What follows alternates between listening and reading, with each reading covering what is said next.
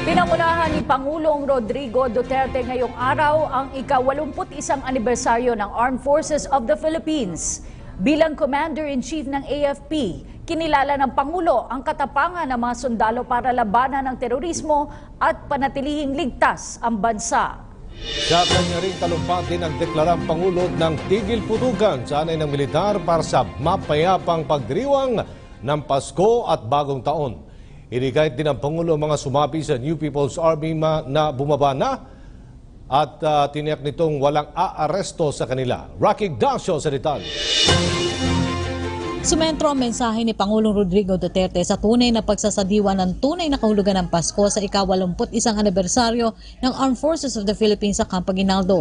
Dumalo ang Pangulo sa okasyon na may temang AFP at 81 Conquering Challenges Harnessing Change. Nagdeklara ng tigil putukan si Pangulong Duterte sa CPP, NPA, NDF, MILF at MNLF. Magsisimula ito sa December 23 hanggang 27 para sa mapayapang Pasko at December 31 hanggang January 3 para sa pagsalubong sa bagong taon. Inimbitahan rin ng Pangulo ang lahat ng mga rebelding NPA na samahan ng kanilang pamilya.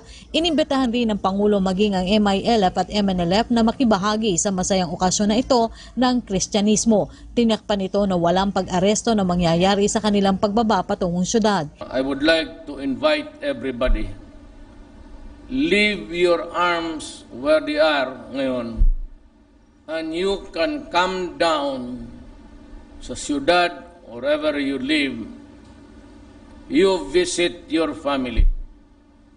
Alam mo, yung mga tao na nandoon sa bukid who have joined the NPAs, I'm sure you have not seen, or if at all, in fleeting moments with your family. I would like you to come down and be with your family on Christmas Day. I guarantee you na walang aresto, walang opresyon, wala sa lahat.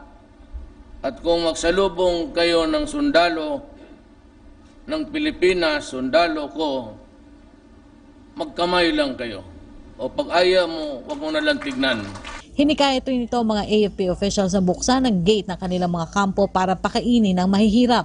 Kabilang sa mga ibabahagi sa mga itong pagkaing udong at sardinas. Inanunsyo rin ng Pangulo ang pagpapalabas ng 1 bilyong piso para sa libreng gamot na kukunin mula sa DSWD. I released 1 billion doon sa mga tao sa Pilipinas na may hawak ng resita ngayon. Good, because I am televised nationally. Kayo pong mga Pilipino na may hawak-hawak ng mga medisina management, nag-release po ako ng 1 billion para bilihin yung mga medisina ninyo. Pumunta lang kayo doon sa DSWD.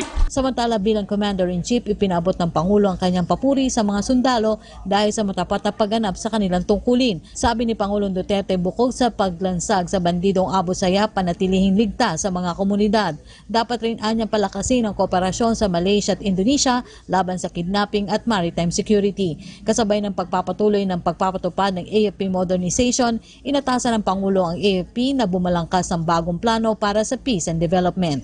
Para sa PTV News, Rocky Ignacio.